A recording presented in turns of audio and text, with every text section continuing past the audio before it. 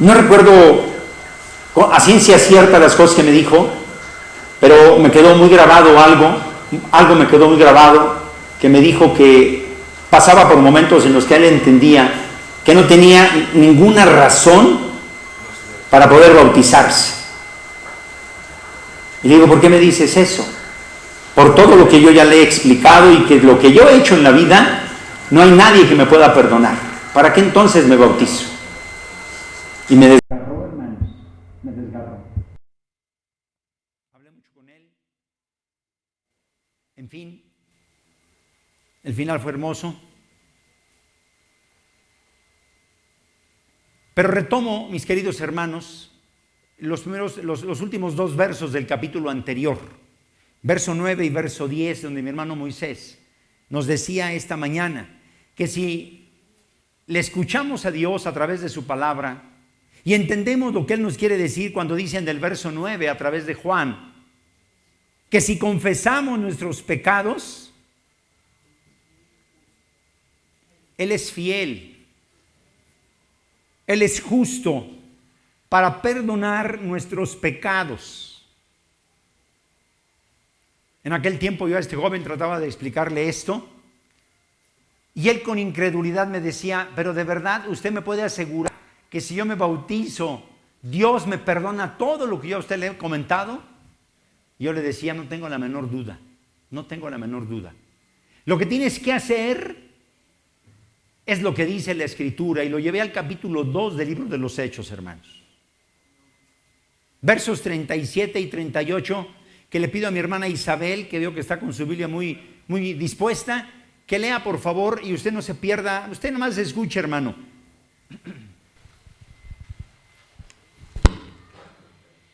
2, 37 y 38. Escuche solamente. Al oír esto, se compungieron de corazón. Dijeron a Pedro y a los otros apóstoles, varones hermanos, ¿qué haremos? Pedro les dijo, arrepentíos y bautícense cada uno de vosotros en el nombre de Jesucristo para perdón de los pecados y recibiréis el don del Espíritu Santo. Amén. Amén, hermanos. Amén. Esa es una maravillosa realidad. Y yo le decía a este joven, mira, no importa lo que hayas hecho, pero aquí está precisamente descrito lo que tienes que hacer, el protocolo para tu vida. El listado de las cosas que tienes que hacer aquí está. Y lo primero que tienes que hacer es sentir pena y tristeza por lo que tú has hecho. Y decirle a Dios con todo tu corazón que tú estás arrepentido por lo que llevaste a efecto. Y que Dios, que conoce todas las cosas, que Él vea que tú tienes verdaderamente un corazón que hoy está sufriendo porque estás a un paso de dar el trascendental paso, valga la redundancia, hermanos, para tu vida, y que no sabes qué hacer, si ir adelante o quedarte ahí o desertar de este proyecto.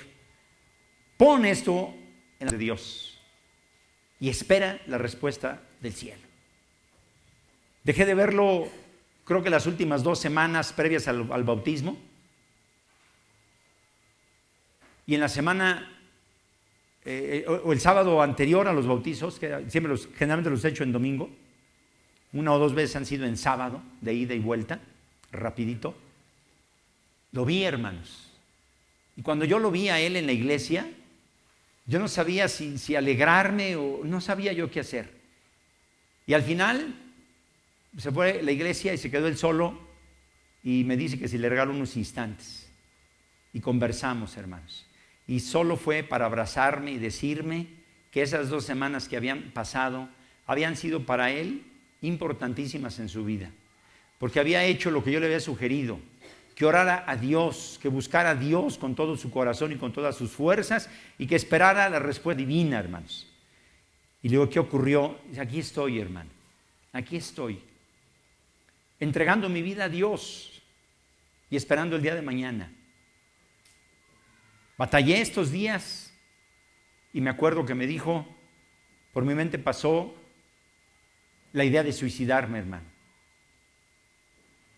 Pero Dios en su inmensa bondad me ha contenido y me ha contenido para algo.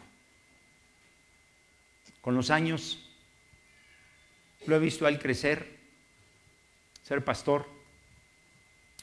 Y yo bendigo a Dios, hermanos. Yo bendigo a Dios. Porque yo entiendo y quiero transmitírselo a usted, que en la vida no importa lo que hayamos hecho. Dios, en su infinita misericordia, Él nos dice que si confesamos nuestros pecados, Él es fiel y justo para perdonar nuestros pecados y limpiarnos de qué, hermanos, de toda maldad. No importa cuál haya sido. Si decimos que no hemos pecado, nos metemos en un grave problema, hermanos. En un tremendo problema.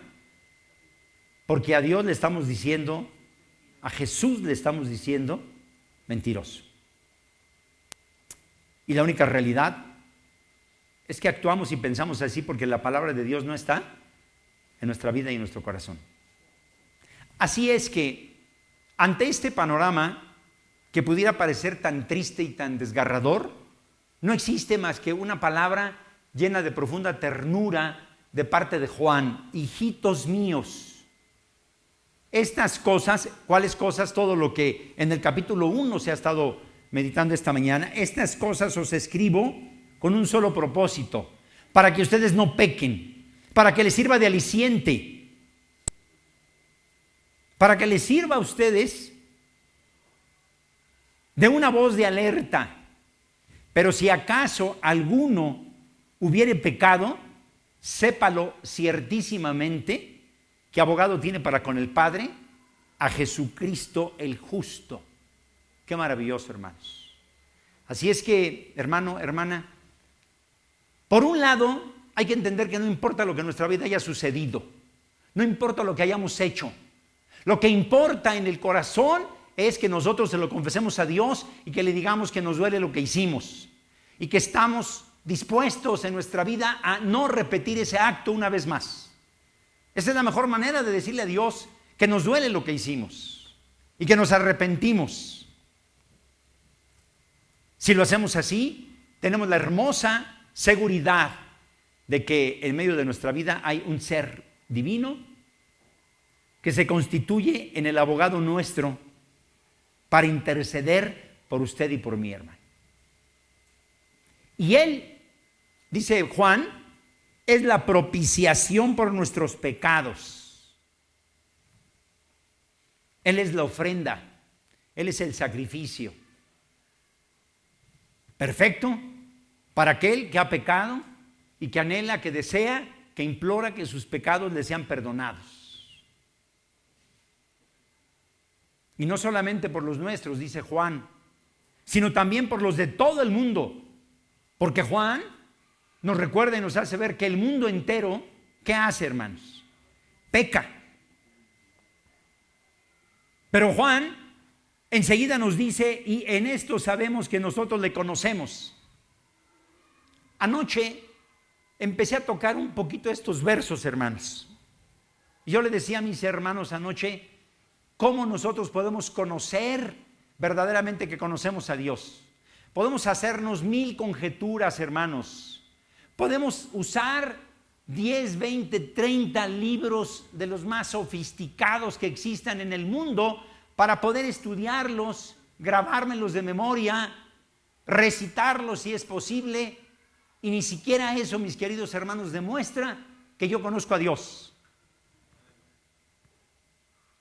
La manera en la que nosotros estamos siendo desafiados para decir que si conocemos a Dios es en una forma simple, en donde no necesitamos más que una sola cosa, hermanos: entender lo que dice el resto del verso 3, si guardamos sus mandamientos.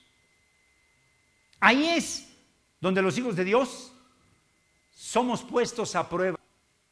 Si nosotros decimos que amamos a Dios, si nosotros decimos que la luz de Dios nos guía, que la sangre de Jesucristo nos limpia de todo pecado, si nosotros decimos que Jesucristo es la propiciación por nuestros pecados, y si en conclusión de todo ello decimos nosotros conocemos a Dios, la Biblia nos dice, guarda los mandamientos.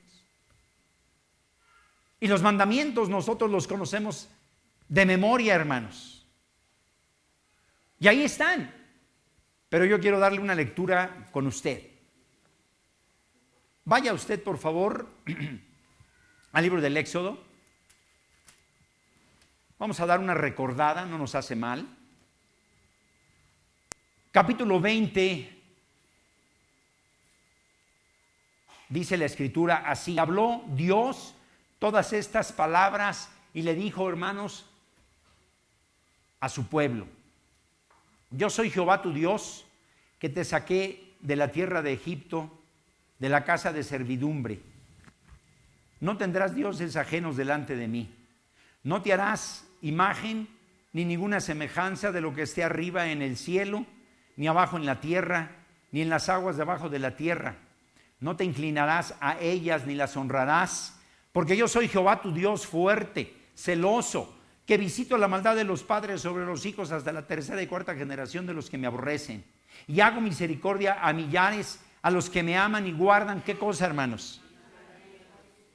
Aquí lo dice la palabra de Dios, hermanos. Tercer mandamiento: no tomarás el nombre de Jehová tu Dios en vano, porque no dará por inocente Jehová al que tomare su nombre en vano.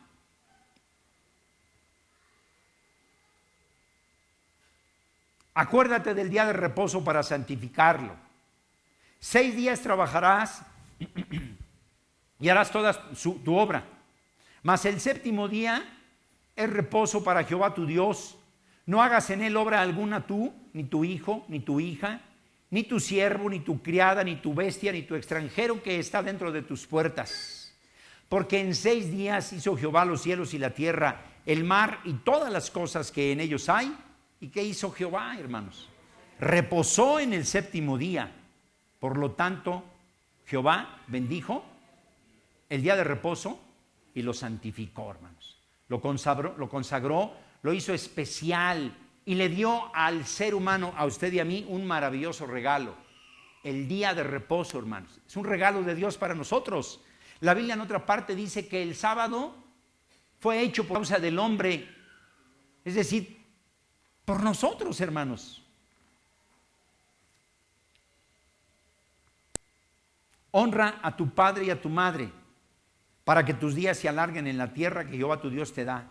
No matarás, no cometerás adulterio, no hurtarás, no hablarás contra tu prójimo falso testimonio, no codiciarás la casa de tu prójimo, no codiciarás la mujer de tu prójimo, ni su siervo, ni su criada, ni su buey, ni su asno, ni cosa alguna de tu prójimo. Escuetamente, mis queridos hermanos, ahí están los mandamientos de Dios.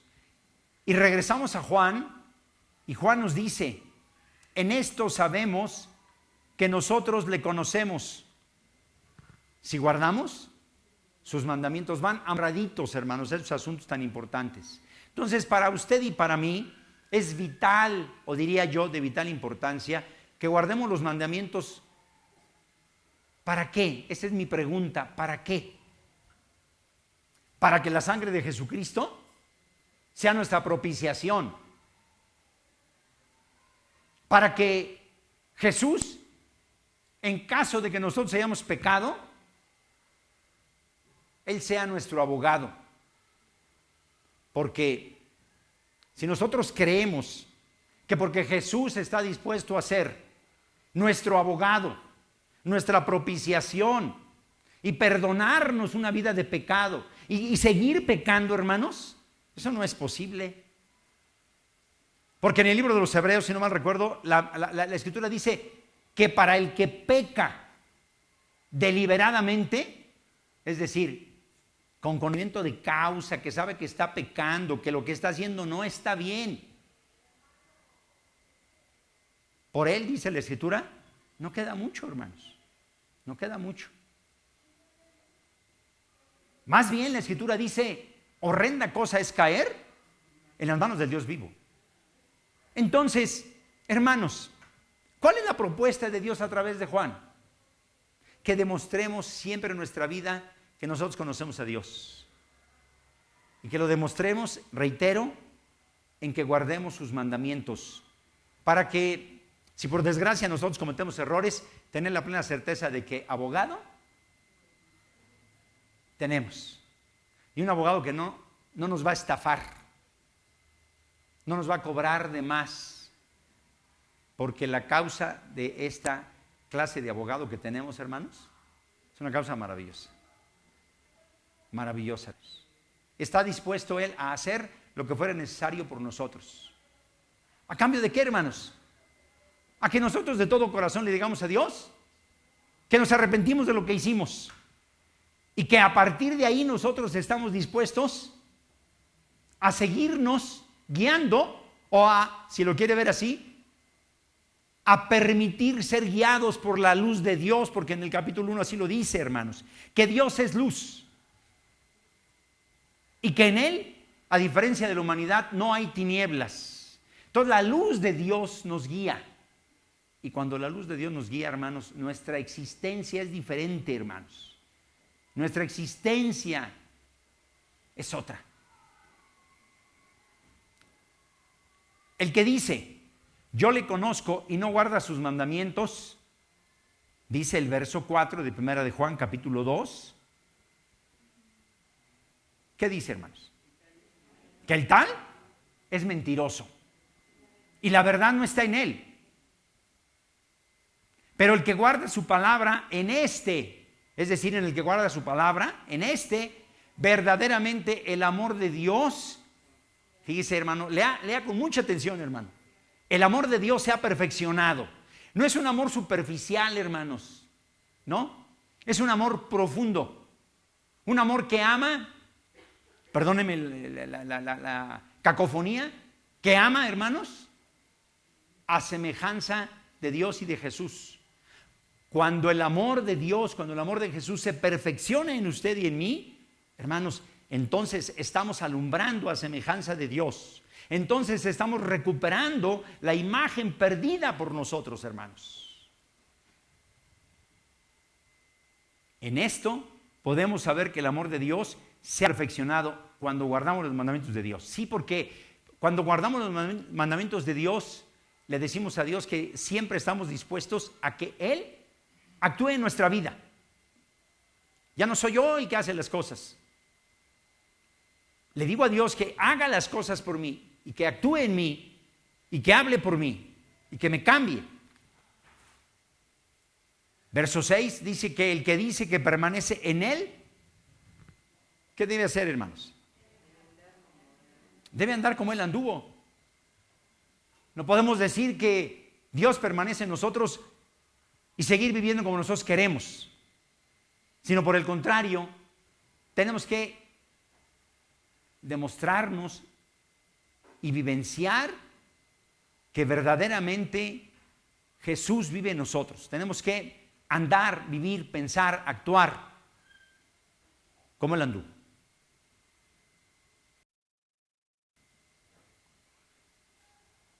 Y esta es la parte que nos desafía, hermanos.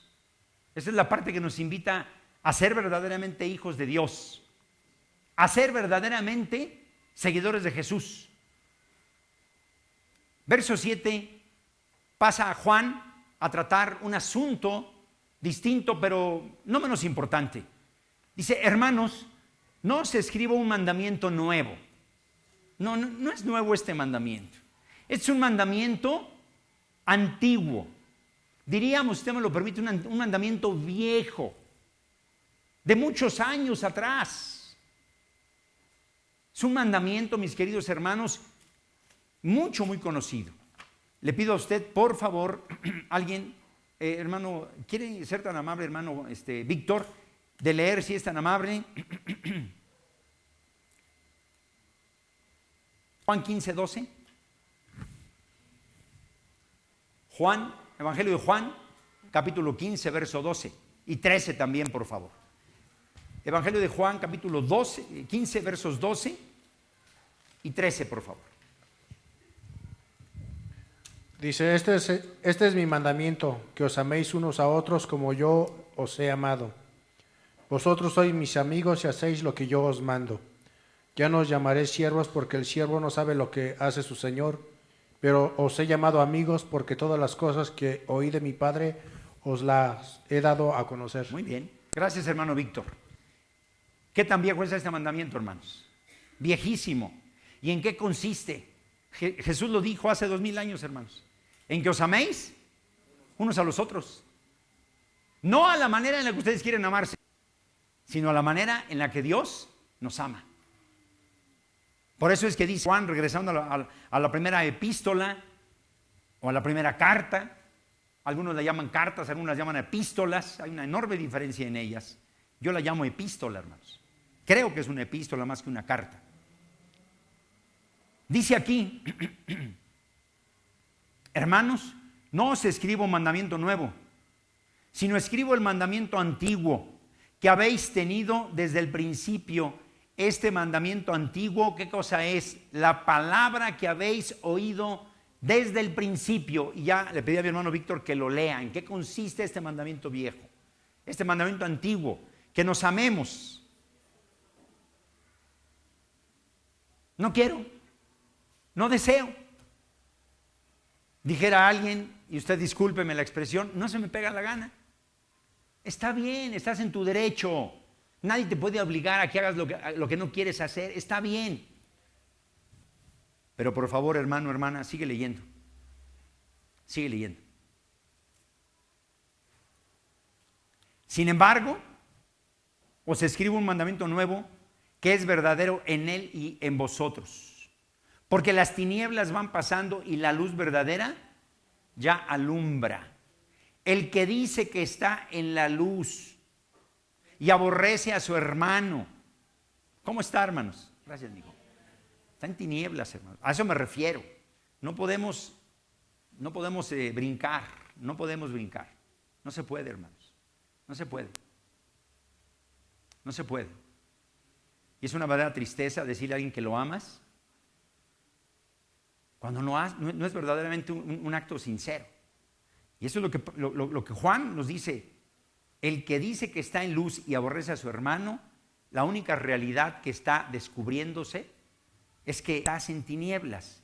El que ama a su hermano, ¿en dónde permanece? En la luz. Y entonces sí dice Juan que en él no hay tropiezo. Pero el que aborrece a su hermano, ¿cómo está, hermanos?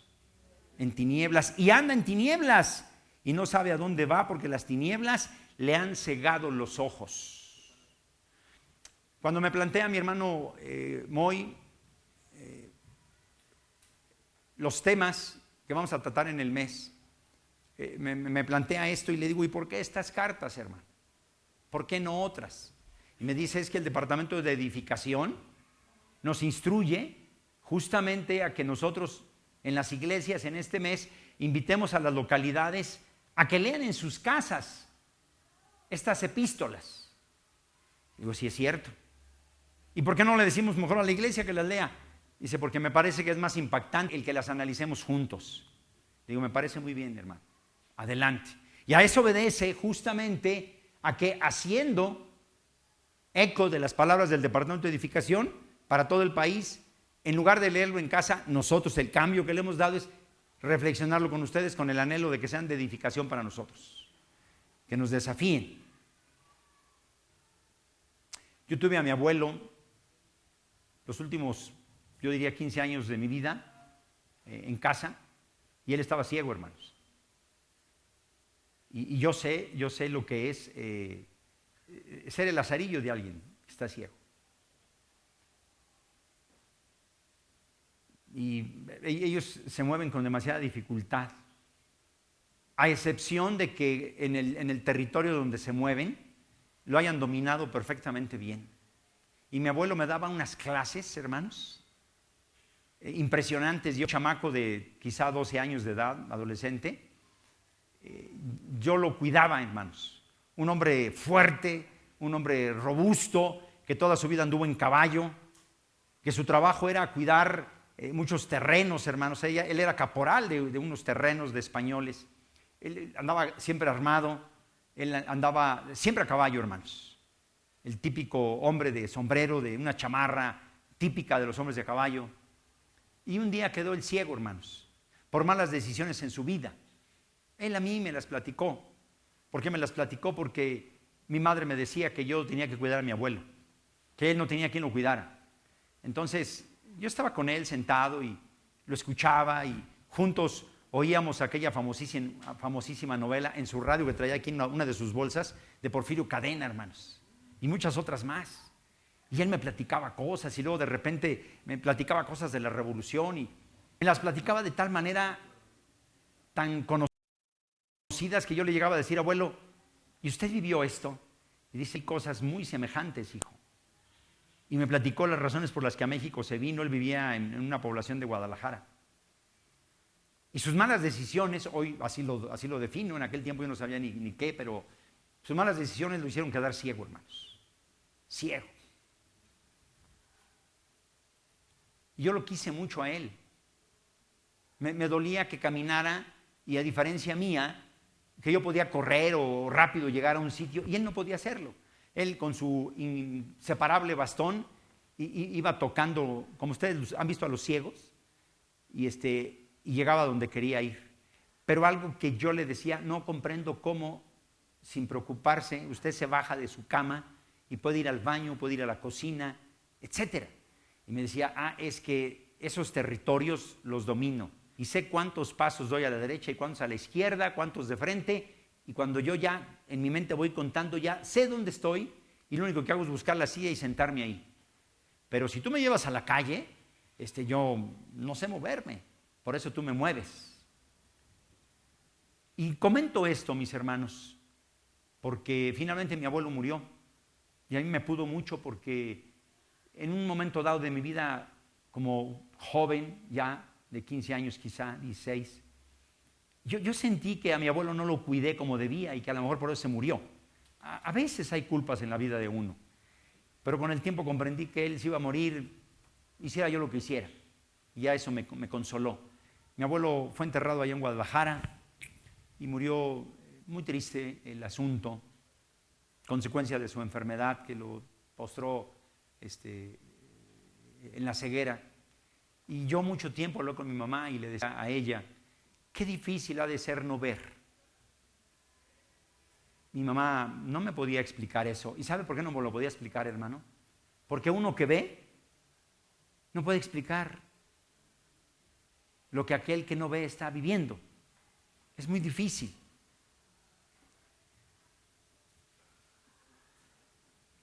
Pero un día yo hice un ejercicio por razones profesionales, hice un ejercicio de guiar a un ciego, hermanos. Le vendé los ojos, los maestros me indicaron que pusiera yo diversos obstáculos con el único propósito de que esa persona se cayera. Y me dice, y tú lo vas a cuidar. Y yo decía, qué contrasentido, me dices que él se tiene que caer, pero al mismo tiempo que yo lo tengo que cuidar. Yo no entendía eso. Entonces comprendí que los obstáculos que él tenía a su paso, yo iba a ser sus ojos, iba a ser su voz e iba a ser sus pies para que él se moviera por donde yo lo llevara. Y me decían mis maestros, y de este ejercicio depende tu calificación. Tremendo problema, hermanos. Y fue una experiencia maravillosa. Poderle ir diciendo de dónde me tomara y que no escuchara nada más que mi voz y que estuviera muy atento a mis indicaciones. Y lo fui llevando, hermanos. Cuidado, aquí hay esto. Y le iba explicando, le iba describiendo lo que había. Vamos a caminar medio pasito a la derecha y vamos a continuar de frente. Cuidado, cuidado, aquí, hasta aquí nada más. Ahora a la izquierda y hacia adelante. Y tuve que bajar unas escaleras de unos 8 o 9 escalones, no creo que eran más. Pero logramos el ejercicio, hermanos. Y es terriblemente cansado guiar a alguien que está ciego y que necesita llegar a una meta. La Escritura nos dice algo importante, mis hermanos. La Escritura nos dice que el que aborrece a su hermano está en tinieblas y anda en tinieblas y no sabe a dónde va. Porque las tinieblas, ¿qué han hecho con él? Él está como un ciego, él no ve. Él no sabe que está cometiendo errores. Él no sabe lo que dice y lo que hace. Él simplemente las hace. Y es muy complicado. Es muy complicado hacerle ver que eso está mal. Os escribo a vosotros, hijitos. Os escribo a vosotros, hijitos, porque porque vuestros pecados os han sido, ¿qué cosa, hermanos? Perdonados por el nombre de Jesús. Juan está recordando algo importante, que los pecados han sido perdonados, y en ese sentido entonces ya no tenemos que vivir como si nuestros pecados no se hubieran perdonado. Por el contrario, tenemos que vivir como personas limpias. En otras palabras, como lo que somos. Gente redimida por Jesús. Gente salvada por Jesús.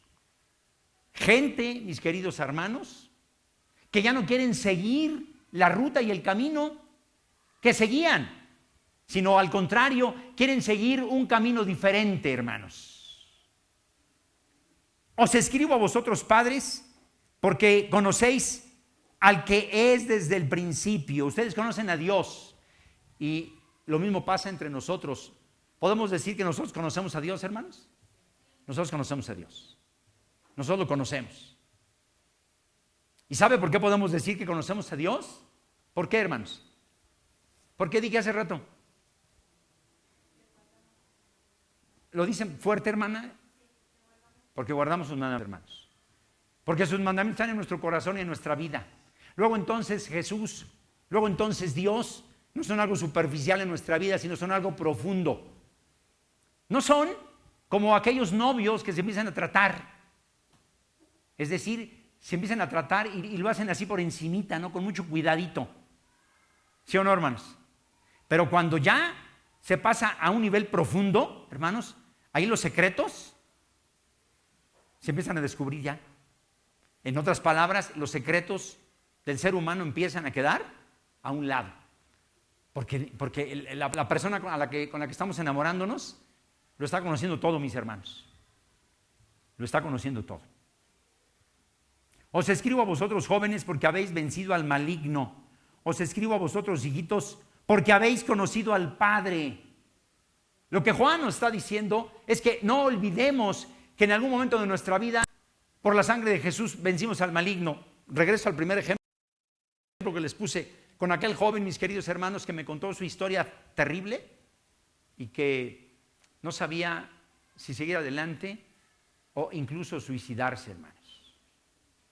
Y que finalmente se bautizó, se entregó profundamente a Dios, siguió ese camino y con el paso de los años se convirtió en un extraordinario obrero de la iglesia, un extraordinario pastor de la iglesia, hermanos. Y me parece entonces que para él, antes que para nadie, para él, el ejemplo de su propia vida, mis hermanos, es vital. Él no puede darse el lujo de olvidar su vida pasada por una sola razón. Dicen y dicen bien que el que olvida su historia está condenado a repetirla. El que olvida que ha sido salvado por Jesucristo, tarde o temprano, va a regresar al camino antiguo, hermanos. Ojalá que esto nos ayude a comprender lo que Juan nos quiere decir. Os he escrito, verso 14, a vosotros padres, porque habéis conocido al que es desde el principio. Os he escrito a vosotros jóvenes, porque ustedes son fuertes y la palabra de Dios, ¿en dónde está, hermanos? Permanece en vosotros y habéis vencido al maligno. Si hemos vencido al maligno, Juan nos dice algo importante. No améis al mundo, ni las cosas que están en el mundo. Cuando yo leo este pasaje, mis hermanos, tengo que hacer un paréntesis, porque por un lado, allá en Juan capítulo 3, verso 16, ¿qué dice el Señor Jesús? ¿Qué dice el Señor Jesús? ¿Qué dice Dios en ese verso, hermanos? Que de tal manera amó Dios al mundo. Pero resulta que aquí Juan dice, no améis al mundo. Si no nos percatamos de la enorme diferencia, podemos cometer un desatino, hermanos.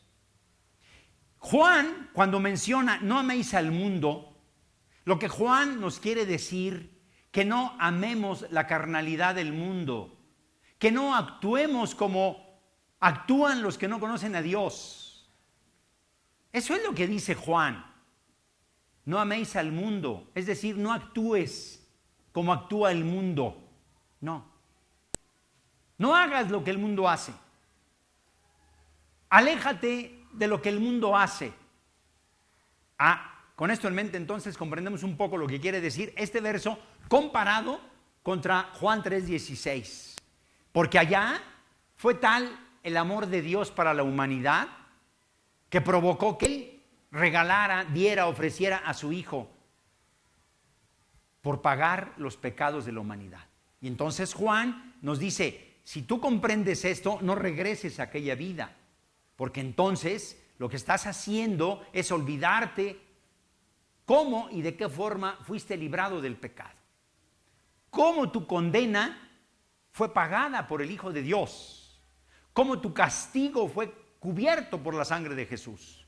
A eso se refiere el verso 15. No améis al mundo ni las cosas que están en el mundo. Si alguno ama al mundo, el amor del Padre no está en él. Porque todo lo que hay en el mundo,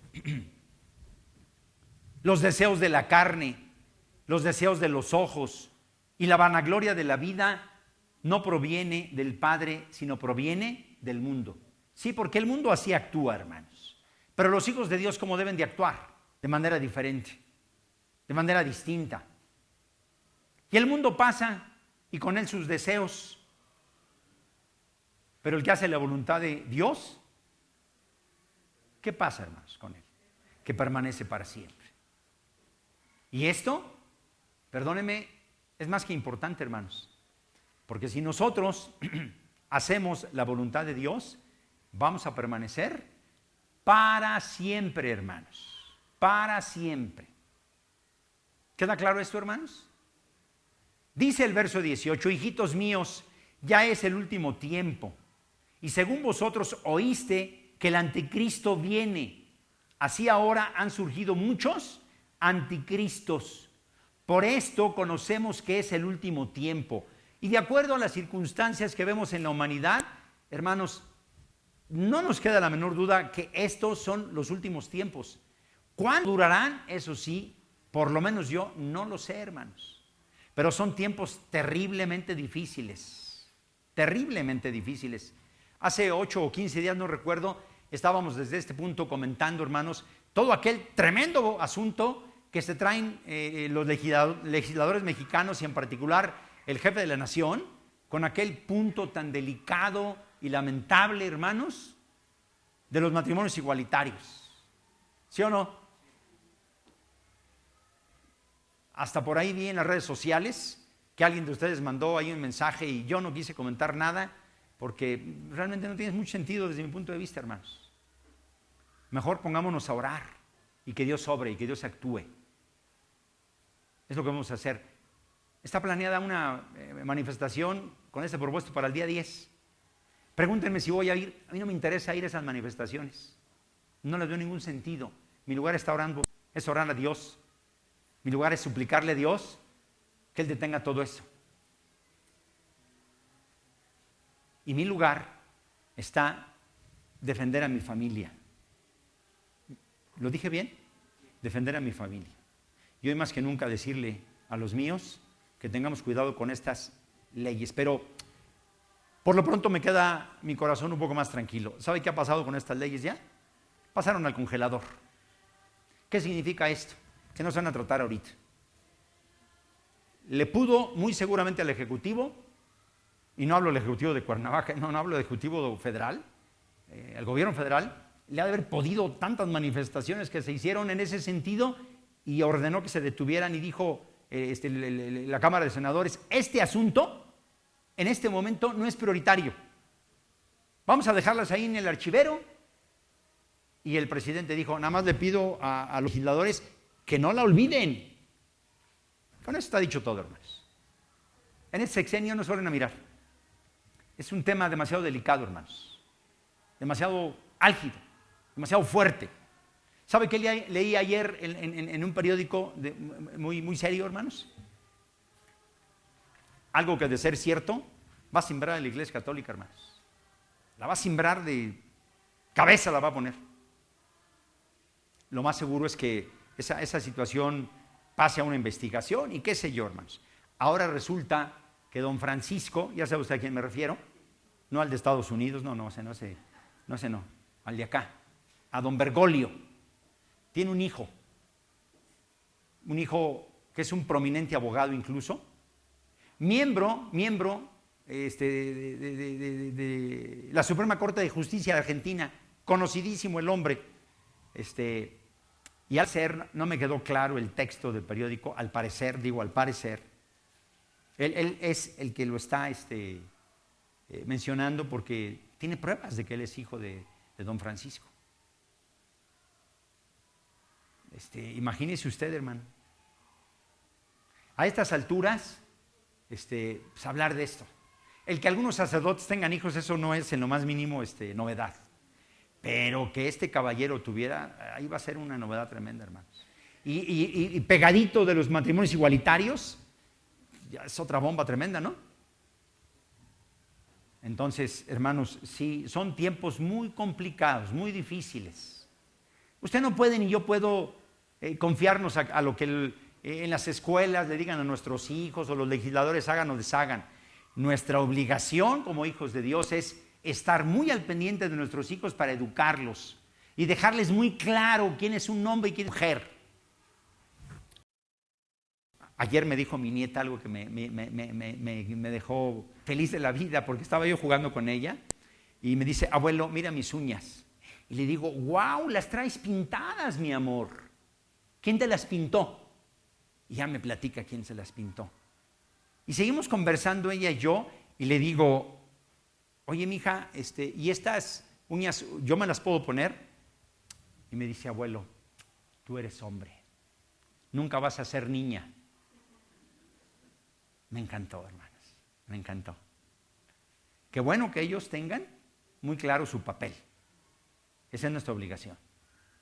Y estaba pendiente ahí en las escuelas. Yo le dije a mis hijas abusadas: chequen muy bien los libros de nuestros nietos, de nuestros hijos, para ver qué viene ahí, para ver qué viene. Y nosotros a hablar con ellos. Hablar con ellos. Cuidar las redes sociales, hermanos. Porque las redes sociales, hermanos, son una calamidad, hermanos. Lo que no descubrí en la semana, hermanos. Qué horror. No. Las redes sociales, mis queridos hermanos, son maravillosas cuando se usan positivamente, para edificación. Cuando se usan para estar buscando amoríos. Qué barbaridad, hermanos. Qué barbaridad. Niños y niñas de 8, 10, 12, 14 años enredándose con supuestos jovencitos de la misma edad, pero a la hora en la que se encuentran, hermanos, son hombres de mi edad. Esto es terrible, hermanos. Pero ¿quién tiene ahí la principal responsabilidad? Y nada más falta que diga el pastor, ¿no? Sí, porque como el pastor es culpable de todo, pues el pastor tiene que estar al pendiente de lo que sus hijos leen. No. Usted, hermano, hermana, está al pendiente de lo que sus hijos leen ahí, en el WhatsApp o en el internet, en donde sea, ahí chéquelo.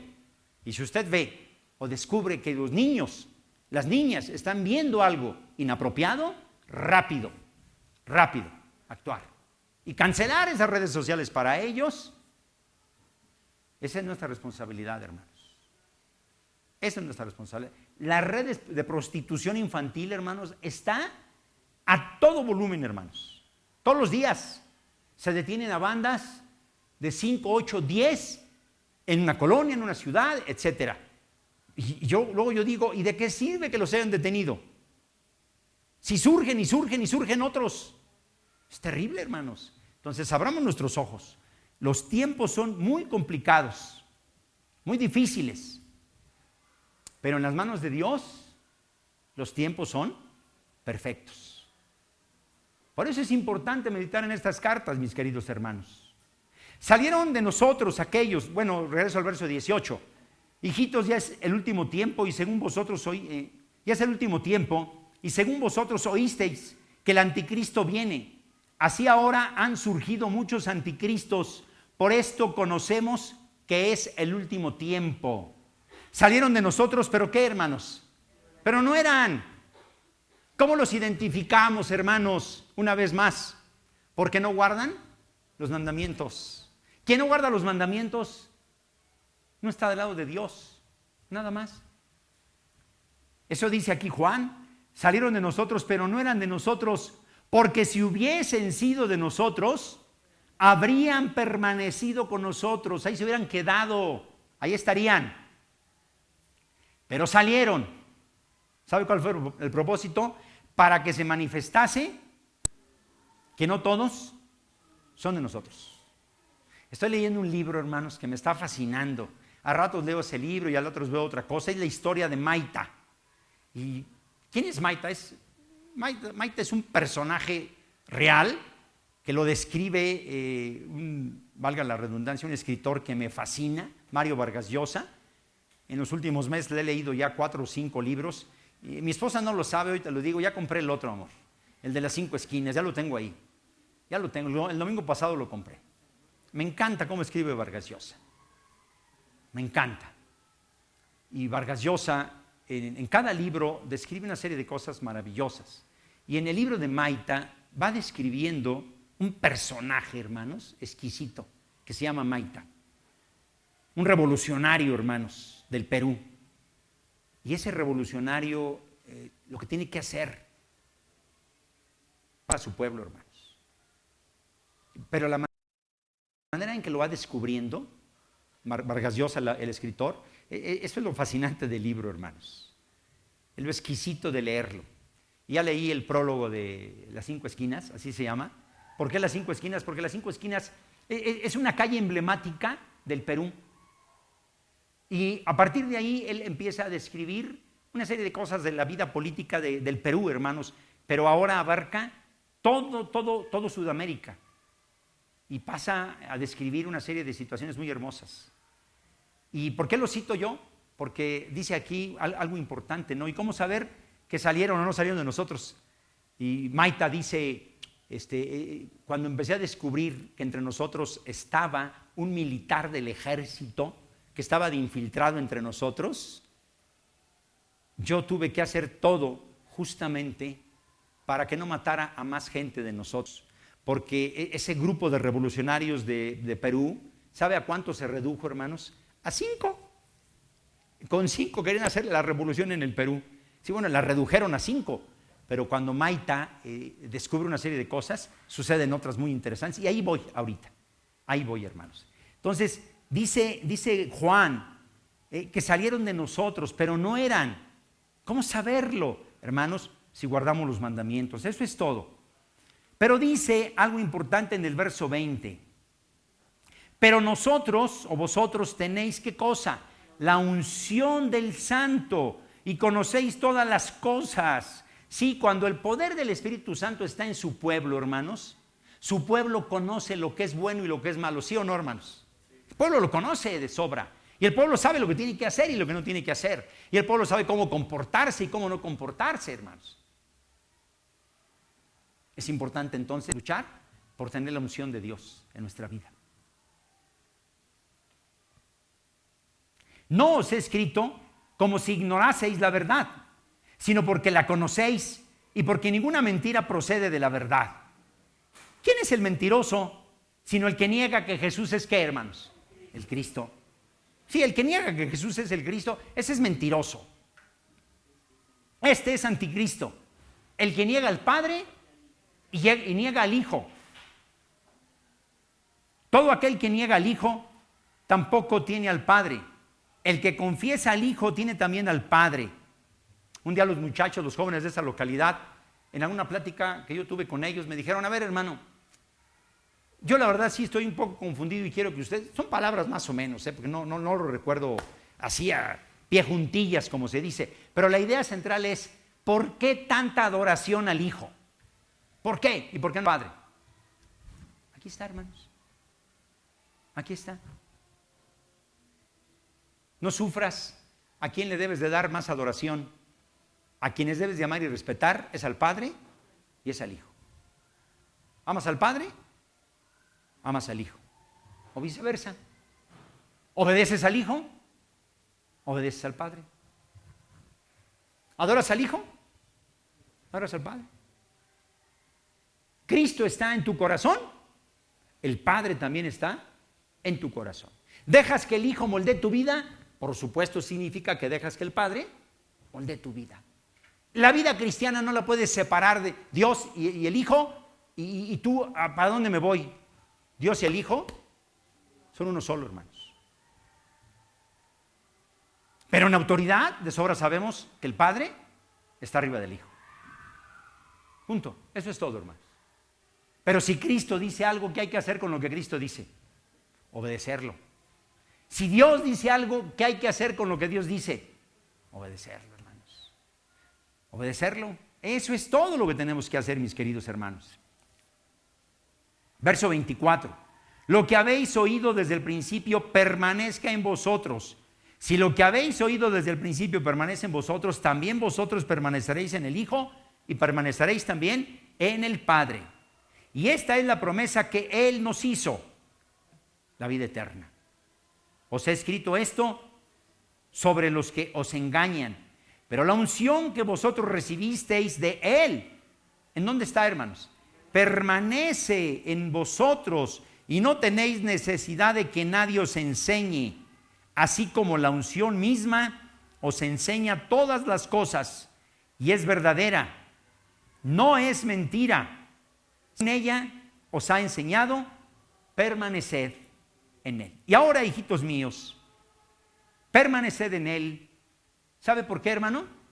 Porque en este verso final, o estos dos versos finales, está la hermosa conclusión de Juan para usted y para mí. Para que cuando se manifieste, tengamos, ¿qué, hermanos? Confianza, para que en su venida no nos alejemos de Él, avergonzados. No, hermanos. Al contrario, plenamente seguros de que esa salvación es nuestra. Así como dice el libro de los Hebreos. Hebreos dice que nos acerquemos con plena certidumbre de fe a aquel que nos salva, a aquel que nos sana, a aquel que nos da la vida eterna, aquel que dio su vida por nosotros y nos rescató de una vida de tinieblas y nos da lo que le quiere dar a todo el mundo. La única diferencia es que nosotros lo hemos aceptado, hermanos. Si sabéis que Él es justo, a ver, hermanos, escuchen esto, por favor. Si sabéis que Él es justo, sabed también que todo el que hace justicia, ¿de dónde ha nacido, hermanos? El gran dilema es entender qué es hacer justicia. Ese es el gran dilema, hermanos. Ese es el gran dilema. Yo no puedo ir por la vida diciendo que amo a la gente y actuando contrario a la gente. Yo no puedo. Si lo hago así, no soy de Dios, me engaño. La verdad no está en mí. La verdad está lejos de mí. Es lo que dice Juan. Esos no son inventos míos. Aquí está en la Biblia. ¿Por qué me tocó el capítulo 2? No sé. Moy me lo dijo y con gusto lo tomo. Yo se lo pedí el capítulo 2, Moy. Él me dijo, tómelo. Punto. Me ha tocado el 3 o el 4, me da lo mismo. Pero es cierto, si usted y yo sabemos que Jesús es justo, sabemos también que todo el que hace justicia es nacido de Dios. El que hace la injusticia no es nacido de Dios. Que el Señor les bendiga, hermanos.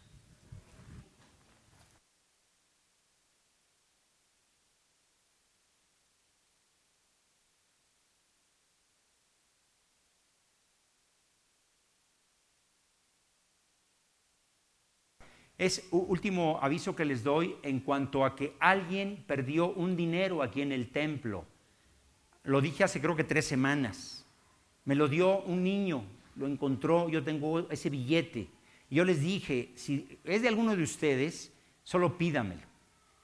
Si hoy no me dice nada, se lo voy a entregar a la hermana Sarita, que pase a las manos del departamento de servicio. Gracias, hermanos.